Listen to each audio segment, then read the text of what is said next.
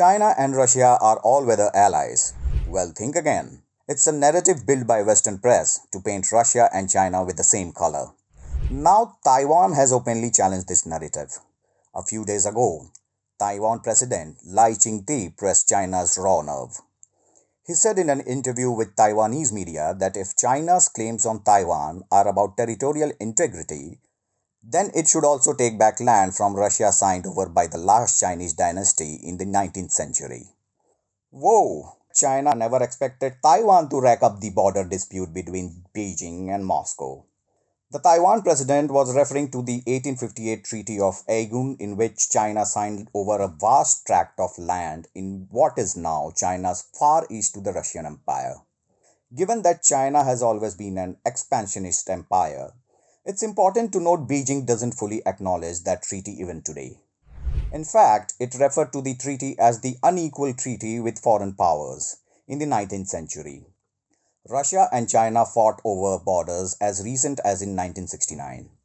That year, the Soviet Union and China fought a border war, and in 1971, Russia backed India against efforts by the US and China to support Pakistan. In fact, China has been accused of trying to usurp resource-rich Far East region of Russia by exporting Chinese migrants in recent years.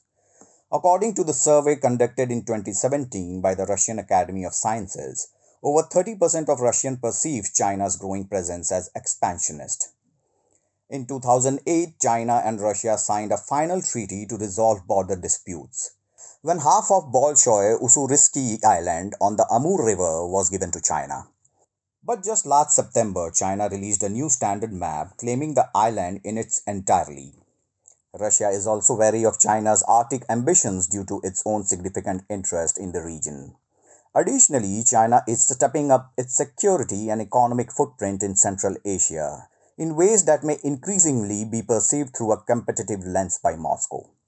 Today, not Russia, but China is the largest trading partner for Kazakhstan, Kyrgyzstan, Tajikistan, and Uzbekistan, showing Beijing's increasing economic and political influence.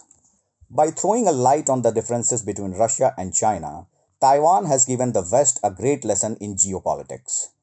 China, not Russia, is the West's biggest threat. Even Donald Trump and his VP pick JD Vance consider China's USA biggest adversary.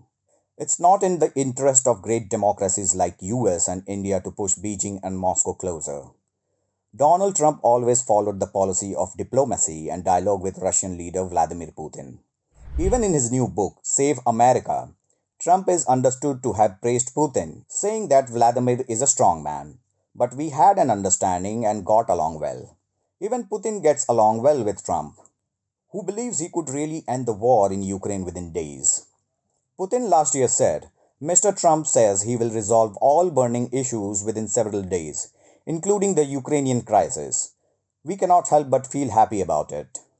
If Russia and US come closer and forge deep ties or at least a marriage of mutual convenience, both can take down China so easily. With India too on their side, the trio can strategically encircle the communist giant in no time and tame it.